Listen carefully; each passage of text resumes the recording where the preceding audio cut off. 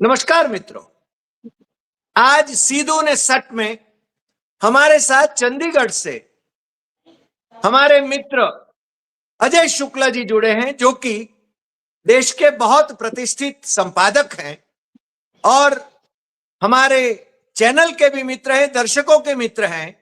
और दर्शक उनको, उनके एपिसोड को बड़े सराहना से देखते हैं और बड़े चाव से देखते हैं और सराहते हैं। आज अजय जी हमें राहुल गांधी बिहार यात्रा पर गए हैं उसके बारे में अपना विश्लेषण प्रस्तुत करेंगे, क्योंकि न केवल और लोग, हम भी अजय जी से पूछते थे कि राहुल गांधी क्यों लेट हो रहे हैं, राहुल गांधी क्यों नहीं जा रहे हैं। तो आज अजय जी से अनुरोध है कि वो हमें राहुल गांधी का प्रभाव, जो कि बिहार में अभी चुनाव प्रक्रिया में वो जुड़ गए हैं। आज एक जनसभा तो उन्होंने संबोधित करी तेजस्वी के साथ में, दूसरी जनसभा, चुनावी सभा वो संबोधित करने जा रहे हैं। तो ऐसे वक्त पर अजय जी से अनुरोध है कि आप राहुल का बिहार के चुनाव पर असर, इस पर हमें बताएं। और सीधू ने सट में हमारे चैनल पर देश और विदेश में रहने वाले हमारे दर्शकों की ओर से आपका बहुत बहुत स्वागत है। अजय जी। नमस्कार। नमस्कार हरी भाई, और आपको और सारे प्यारे दर्शकों को नमस्कार। जैसा कि मैंने आपसे पिछली बार भी कहा था कि राहुल गांधी हर चीज को बहुत सोच समझ के, बहुत रणनीतिक तरीके से फूक फूक के कदम रखते हैं। भाजपा के तरह से उनके पास ना तो सरकारी संसाधनों से आना जाना है, ना ही उनके पास में इतना इफरात पैसा है कि वो बेवजह फूके और जो जहां जरूरत पड़े तो फिर कहीं कुछ नजर ना आए। तो ऐसी स्थिति में राहुल गांधी का एक बड़ा सरल सहज तरीका जो है वो अपने आप में एक बड़ा संदेश देता है। इस संदेश की जब बात हम कर रहे हैं तो आप जब हम बात कर रहे हैं तो आप बताइए, यदि राहुल गांधी इससे पहले इस चुनाव में कूदे होते तो क्या कहते कि नहीं नहीं, अभी तो सीटों को लेके विवाद चल रहा है, बहस चल रही है, अभी वो नहीं हो रहा है। कहते नहीं, अभी तो सीएम का चेहरा या और लीडरशिप का चेहरा या मुद्दे या घोषणा पत्र को लेकर के अभी कुछ नहीं है, बस होगा जब तब बताएंगे।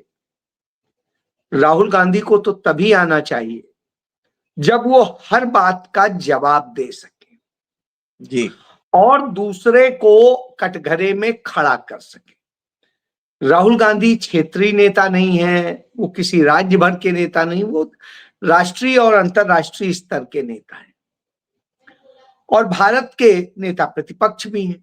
तो उनका कद शैडो प्राइम मिनिस्टर का है, जो संवैधानिक तौर पर।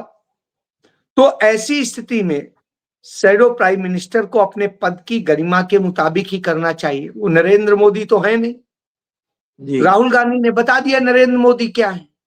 नरेंद्र मोदी वही है कि जहां वोट के लिए जरूरत पड़ जाएगी तो आप कहेंगे भाषण मत दीजिए, नाचिए, तो वो नाचने लगेंगे। तो नरेंद्र मोदी का असली चरित्र यही है कि वो वोट के लिए नाचने लगेंगे, वोट के लिए यूं यूं करने लगेंगे, वोट के लिए अपराधियों को ले लेंगे, वोट के लिए कुछ करेंगे। अब मैं इसमें आपको दो उदाहरण देता हूं। जी, जिस समय उपराष्ट्रपति का चुनाव हो रहा था, उपराष्ट्रपति पद के चुनाव के लिए जो इंडिया अलायंस के कैंडिडेट थे वो भारत के बहुत ईमानदार सीनियर जस्टिस रहे व्यक्ति थे। और ऐसा व्यक्ति जो बहुत अच्छा, सब सरल ईमानदारी के लिए मिसाल रहा हो अपने न्यायिक जीवन में, उस आदमी के लिए लोग नक्सली और न जाने क्या क्या इस्तेमाल कर रहे थे। जबकि उपराष्ट्रपति का चुनाव कोई पब्लिक से नहीं होता है, इस तरह की गरिमा नहीं गिरानी चाहिए थी, लेकिन गिराई जा रही। गरिमा की अपेक्षा कहां करते हैं। अजय जी मोदी से गरिमा की अपेक्षा करते हैं? नहीं नहीं, मैं करता नहीं हूं, मैं बात बता रहा हूं, हाँ उस पद की गरिमा की बात बता रहा हूं। इनकी गरिमा हाँ, तो पद मैं की समझता गरिमा ही होना नहीं। चाहिए।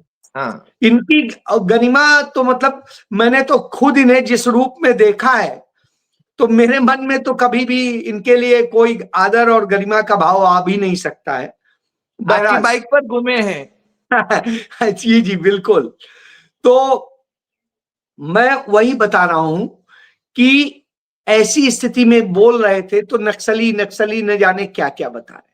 अब आपको दो उदाहरण देता हूं। एक विनोद वर्मा उर्फ जो है, विनोद मरांडी भी उसे कहते हैं, और उसे गरुआ से सुधीर मरांडी भी कहते हैं। ये नक्सलियों का कमांडर होता था, पूरे बिहार का कमांडर इन चीफ कह सकते हैं, कुछ कह सकते हैं, हेड जी होता था नक्सलियों का। चुनाव जीतने के लिए उसको अपने साथ ले आते हैं। ओ अब आप सोचिए, एक विधानसभा क्षेत्र है घरुआ, उस हम्म। विधानसभा क्षेत्र के जो प्रचार अभियान में वो भाजपा के प्रदेश अध्यक्ष के साथ वहां पर मौजूद था। भाजपा नक्सलियों का इस्तेमाल करती है, वो बता रहा हूं। दूसरा नाम बता रहा हूं, एक बहुत बड़ा केस हुआ था, बहुत बड़ा case, Jehanabad jail break case, जिसमें 100 से अधिक कैदियों को जहानाबाद जेल तोड़ के छुड़ा लिया गया था। बहुत बड़ा केस। और वो सब कौन थे कैदी? नक्सली थे। ओ तो वो अजय कानू नाम है, और वो अजय कानू जो खूंखार नक्सली होता था, वो जो 13 नवंबर 2005 को जिसने ये कांड किया था, जहानाबाद जेल ब्रेक, आप ये सोचिए वो भारतीय जनता पार्टी के इन नेताओं के साथ भारतीय जनता पार्टी के लिए काम वाह, क्या ये बात है। उनके पार्टी लिए। With a difference, party with a difference. मैं यही कह रहा हूं, इन्हें किसी से फर्क नहीं पड़ता है। ये कल दाऊद आतंकवादियों भी के ज्वाइन साथ हो भी। जाए, कल दाऊद जी, इब्राहिम भी ज्वाइन हो जाए तो उसका हो ही स्वागत गया, करेंगे। हो गया। अंत दाऊद इब्राहिम तो ठीक छोटा ही है, चूंकि भारत से कंसर्न है इसलिए हम उसका नाम ज्यादा लेते हैं।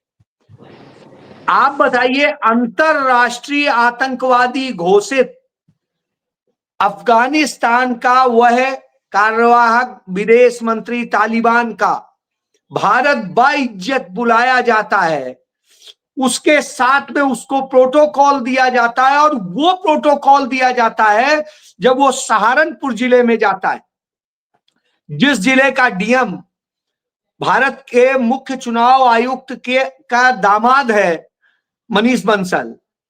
ओ तो वहां मनीष बंसल समेत सब उसको सलामी देने के लिए सलामी गारद भेजता है आदित्यनाथ, यही योगी आदित्यनाथ।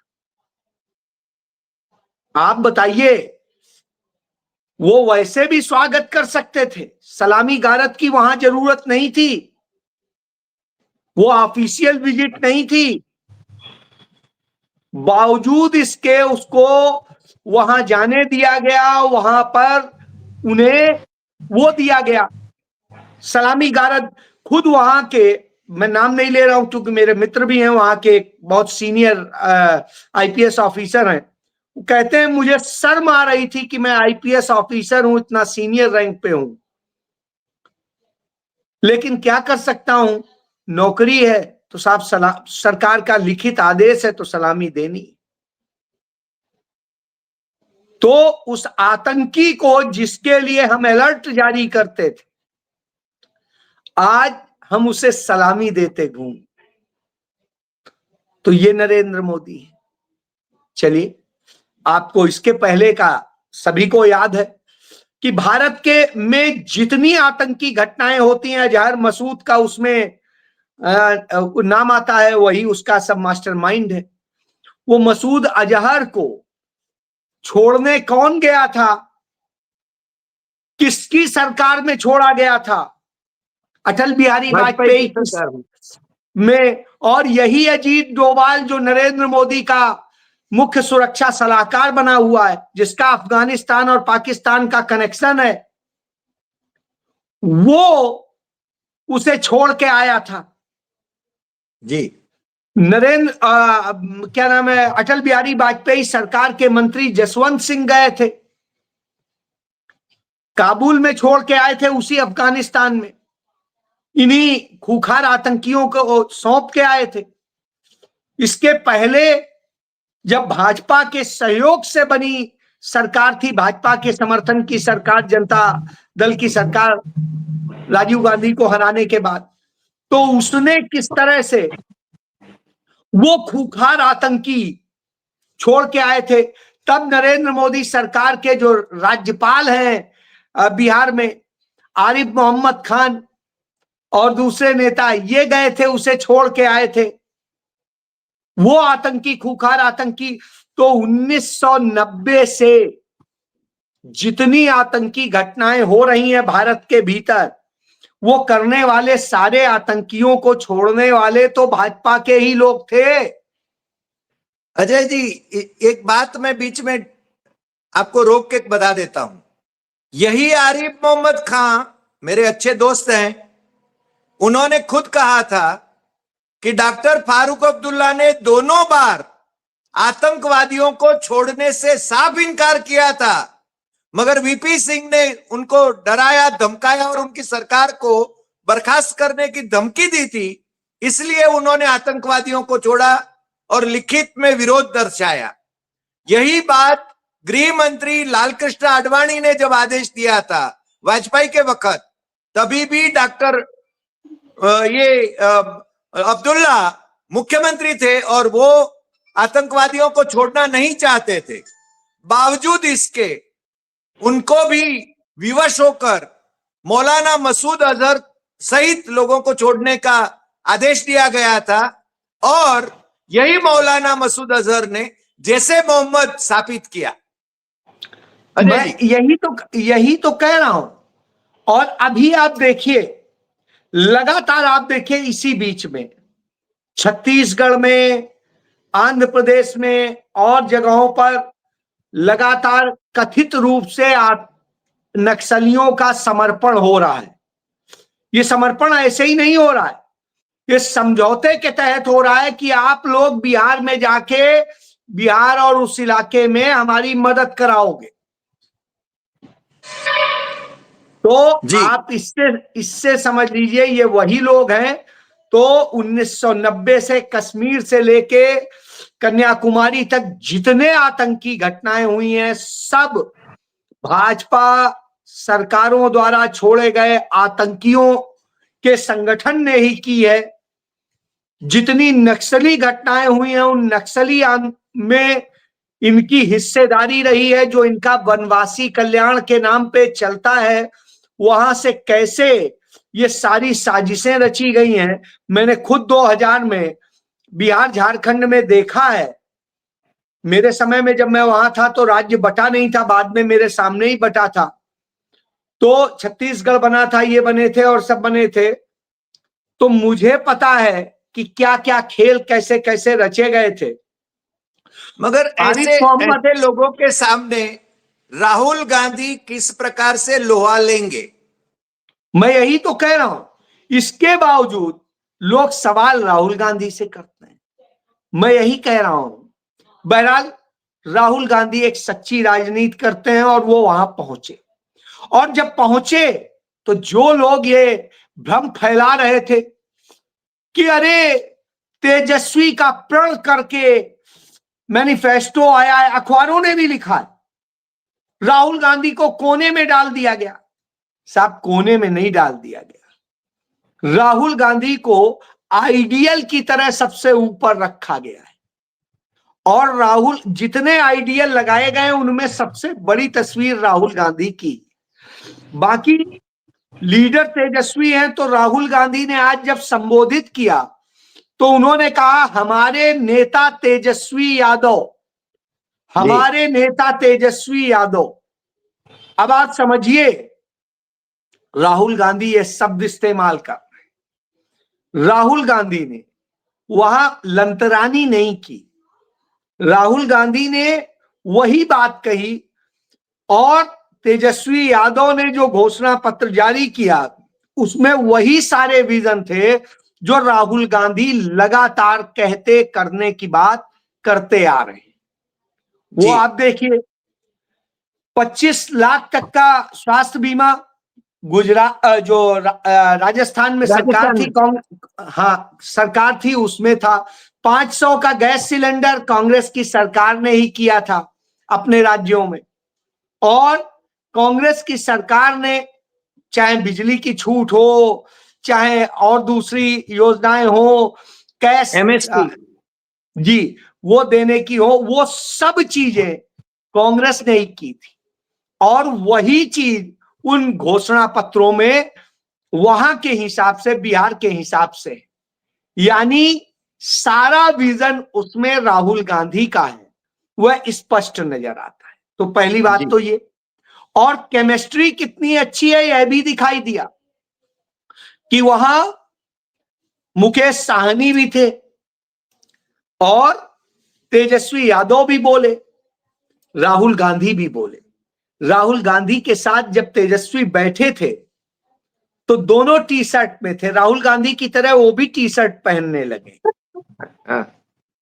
आप ये देखिए, और इसके बाद में आप सबसे बड़ा मैं वहां की जनता को कहूंगा, इतनी भारी बारिश हो रही थी, बावजूद इसके लोग पहुंचे, और भीग करके पहुंचने के बाद में उन्होंने राहुल गांधी को सुना, और जिस तरह से राहुल गांधी ने सभी दलों के जो भी सहयोगी दल हैं उनके प्रत्याशियों के साथ में खड़े होके जो फोटो खिंचवाई और कहा कि इंडिया गठबंधन के, उन्होंने कांग्रेस के नहीं कहा, यानी महागठबंधन के जितने साथी दल के प्रत्याशी हैं, चाहे वो वाम दल के हों, चाहे मुकेश साहनी की वीआईपी पार्टी के हों, चाहे आरजेडी के हों, चाहे कांग्रेस के हों, उन्होंने साफ कहा उनको वोट करिए।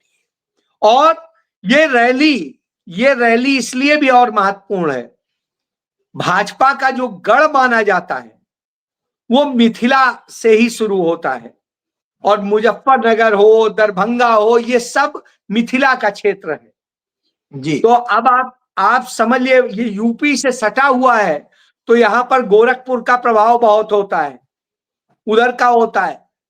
तो इसके बावजूद राहुल गांधी ने चुनौती देते हुए शुरुआत वहीं से की, मुजफ्फरनगर से, और अब दरभंगा पहुंच गए होंगे या पहुंचने वाले होंगे।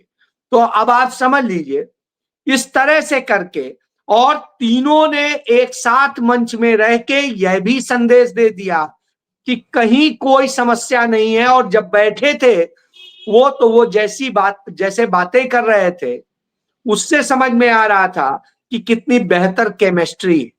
अब ये लोग इसी बहाने सही, कम से कम राहुल का ऐसे तो नाम नहीं लेंगे, ऐसे तो अच्छा तो कुछ छापेंगे नहीं, बुराई छापिए, आप बुरा ही दिखाइए।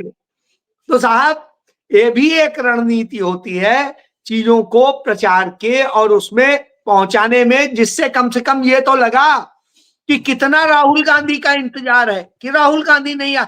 एक तरफ कहते हैं कि वहां कांग्रेस का कुछ है नहीं, चलिए मान लिया कुछ नहीं, तो दूसरी तरफ राहुल गांधी के लिए इतना ज्यादा कीन क्यों थे, और चाहे यूट्यूबर हो या मेन स्ट्रीम मीडिया जो मोदी का गोदी मीडिया कहलाता है, वो सब बौखलाए थे, राहुल गांधी कहां है, राहुल गांधी क्यों नहीं आ रहा है, राहुल गांधी का ये, राहुल गांधी वो। अरे भाई राहुल गांधी नाराज है, राहुल गांधी ऐसा हो गया, राहुल गांधी। अब स्थिति जब आए तो एक ही उससे जोरदार झन्नाटेदार तमाचा पड़ा, और राहुल गांधी ने बता दिया अपना विजन कि मैं क्या चाहता हूं, कि यहाँ के युवा जिन्होंने गुजरात में भी जाके काम करके वहां भी बनाया है, जिन्होंने बेंगलोर में भी जाके सड़क बनाई है, जिन्होंने पंजाब हो और जगह हो, सब जगह जा जाके काम करके बना रहे हैं, देश बना रहे हैं, वो बिहार क्यों नहीं बना सकते। और उन्हें बिहार ही बनाने की यदि दे दिया जाए मौका, तो इससे बेहतर क्या होगा और तब जी किस तरह से बनेगा। तो राहुल गांधी ने अपना विजन दिया, वो वही विजन है जो आपको दिखाई देता है।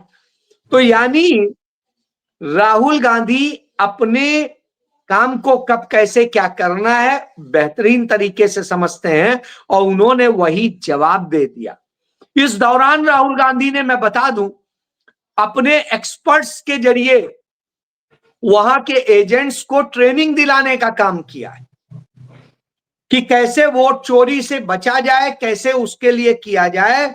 इसके लिए एक ट्रेंड करने की कोशिश की है। कितना सफल होंगे नहीं होंगे अलग विषय है, लेकिन एक कोशिश तो, प्रयास तो करना चाहिए। वो उन्होंने किया है, और मुझे लगता है यदि वो बेहतर तरीके से लोग समझ गए होंगे तो अच्छा रहेगा। जी अजय जी, एक अंत में एक सवाल मुझे जो होता है वो ये कि तेजस्वी का उनके साथ यूथ जुड़ रहे हैं, राहुल के साथ यूथ जुड़ रहे हैं, यानी जैन जी भी कह सकते हैं, पड़ोस में नेपाल भी है। मगर राहुल और तेजस्वी एक साथ प्रचार करने से स्थिति क्या निर्माण मुजफ्फरपुर होगी? सीमा है, मुजफ्फरपुर सीमांचल का ही हिस्सा है। जी नहीं, यानी दोनों का साथ में जाने से, क्योंकि कई विश्लेषक अभी मानने लगे हैं कि प्योर बहुमत महागठबंधन को मिलेगा और दूसरी ओर एनडीए को विवश होना पड़ रहा है कि नीतीश कुमार ही मुख्यमंत्री बनेंगे। आप क्या मानते हैं? देखिए, आज उनकी यह भी हिम्मत नहीं हो रही कि कह दें कि नीतीश कुमार मुख्यमंत्री बनेंगे, ये भी हिम्मत नहीं हो रही है कि कह दें नहीं बनेंगे, और उनकी यह भी हिम्मत नहीं है कि कोई विजन प्रस्तुत कर दें तो वहां हिंदू मुस्लिम और यही करेंगे। सारे अपराधियों, जंगल राज की बात करते हैं साहब, आपके गुजरात में जंगल राज किसने बनाया था? इसी अमित शाह ने, इसी नरेंद्र मोदी ने, इसी के पूरे गैंग ने। कैसे व्यापारियों को धमकियां आती थी, उनसे फिर वसूलियां होती थी, फिर तथाकथित जो है इन्हीं के पाले हुए जो है अपराधी पकड़े जाते थे, फिर कुछ ड्रामे होते थे, फिर उसके बाद वो छूटते थे, फिर करते थे, और फिर कैसे मिला जुला सीबीआई ने जो चार्जशीट दाखिल की थी, उस चार्जशीट में पूरा खुलासा इनके नेक्सस का किया है। कैसे कैसे व्यापारियों को खुद ही पालते थे अपराधी, आतंकी, और उनसे धमकियां दिलवाते थे, कराते थे, कुछ हमले कराते थे, और बाद में किस तरह से क्या करते थे। ये सारा खेल खुलासा है वसूली का। तो आज भी आपके यहाँ जो शराब का पूरा माफिया चल रहा है वो सबको पता है कि कैसे कैसे कौन है। तो आप ये समझ सकते हैं उसी तरह की स्थिति है। तो बिहार में भी ये कुछ कर तो पा नहीं रहे, तो अब जाके क्या कि अरे ओसामा आ गया, यहां ये हो गया। लेकिन जो 22 अपराधियों को, जो बड़े खूंखार अपराधी हैं, जिसने कलेक्टर तक को मार डाला, ऐसे ऐसे अपराधी जो हैं, उनको टिकट या तो भाजपा ने दिए या भाजपा की सहयोगी ने दिए। तो सारे अपराधियों को टिकट तो ये दे रहे हैं और कह रहे हैं जंगल राज वहां है। यही तो तो खेल है। साहब, जंगल राज जो लाते हैं वही कहानी बता रहे हैं। तो ये अपने आप में सबूत है कि असली जंगल राज वाले लोग यही हैं, और इसलिए डरे हुए हैं। तो कुछ नहीं है तो गुल जलूल की बातें कर रहे हैं। जी जी अजय जी, आज आप हमारे से जुड़े, हमारे दर्शकों को भी जिस प्रकार से आपने इनकी असलियत के बारे में, एनडीए के नेताओं की असलियत के बारे में बताया और क्रोनोलॉजिकल ऑर्डर में भी बताया, इसके लिए हम आपके बहुत बहुत शुक्रगुजार हैं। और फिर मिलेंगे, चुनाव के दौरान हम बात करते ही रहेंगे, हमारे दर्शकों को भी बताते रहेंगे कि क्या घटनाक्रम चल रहा है। नमस्कार।